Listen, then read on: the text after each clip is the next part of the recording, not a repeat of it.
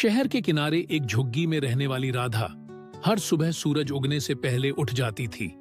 अपने सिर पर बोरा रखकर गलियों में कूड़ा बीनने निकल पड़ती थी। लोग उसे कूड़ी वाली कहकर पुकारते, बच्चे हंसते और कई बार पुलिस भी भगाती थी।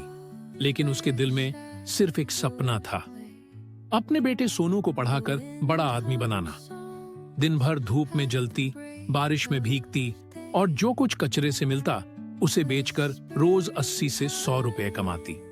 उसी पैसे से उसने बेटे को सरकारी स्कूल में दाखिला दिलाया। सोनू अक्सर कहता, माँ अब छोड़ दो ये काम, लेकिन राधा मुस्कुराकर कहती, जब तू सूट पहनकर ऑफिस जाएगा तब छोड़ दूंगी। वक्त बीतता गया। सोनू ने मेहनत से पढ़ाई की, दिन में स्कूल और रात में सड़क लाइट के नीचे किताबें। उसने कभी अपनी माँ की हालत को कमजोरी नहीं माना, बल्कि प्रेरणा बना लिया। कई बार लोग कहते, इस हाल में तेरा बेटा क्या करेगा? राधा बस जवाब देती, जिसके सपनों में आग होती है उसे हालात नहीं रोकते। सालों की मेहनत रंग लाई। सोनू ने इंजीनियरिंग पास की और खुद का छोटा बिजनेस शुरू किया। धीरे धीरे उसकी कंपनी लाखों में कमाने लगी। आज वही सोनू जो कभी अपनी मां को कचरे में मेहनत करते देखता था, अब अपनी कंपनी में 200 से ज्यादा लोगों को रोजगार देता है। और राधा अब वो कूड़ा नहीं बीनती। उसकी तस्वीर अब अखबारों में रोल मॉडल मां के रूप में छपती है, क्योंकि कहानी का असली मोड़ तब आता है जब सबसे नीचे वाला ऊपर उठता है और कूड़े से करोड़पति बन जाता है। गांव के एक छोटे से मिट्टी के घर में रवि नाम का लड़का रहता था। पिता खेतों में मजदूरी करते थे और मां दूसरों के घरों में बर्तन धोती थी। घर की हालत इतनी खराब थी कि बरसात आते ही छत से पानी टपकता था और सर्दियों में हवा भीतर तक चुभ जाती थी। लेकिन रवि के सपने उस छत की दरारों से भी ऊंचे थे। बचपन में जब वो शहर के अमीर बच्चों को मोबाइल और बाइक चलाते देखता तो मन ही मन सोचता, एक दिन मेरा भी ऐसा ही बिजनेस होगा जहां मैं खुद मालिक बनूंगा। लेकिन हालात ऐसे थे कि 2 वक्त की रोटी भी मुश्किल से मिलती थी। फिर भी रवि ने हार नहीं मानी।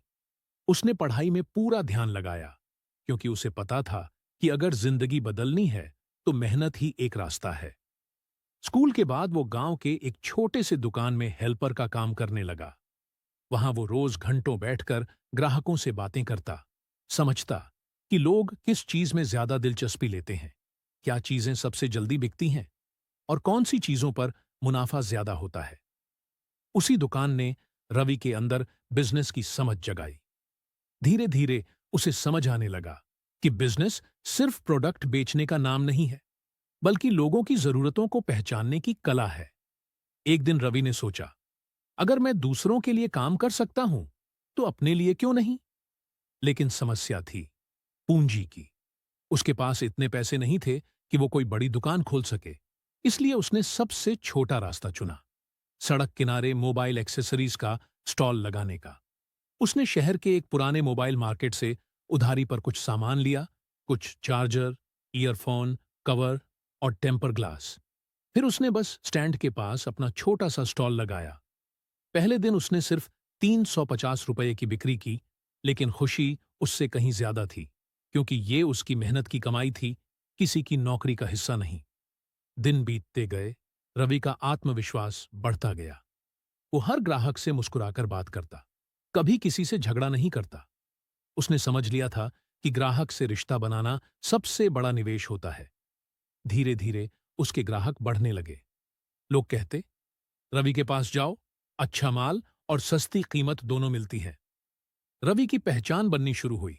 रात को जब बाकी दुकानदार घर चले जाते, रवि वहीं बैठकर ऑनलाइन वीडियो देखता, बिजनेस, मार्केटिंग और कस्टमर सर्विस के बारे में सीखता।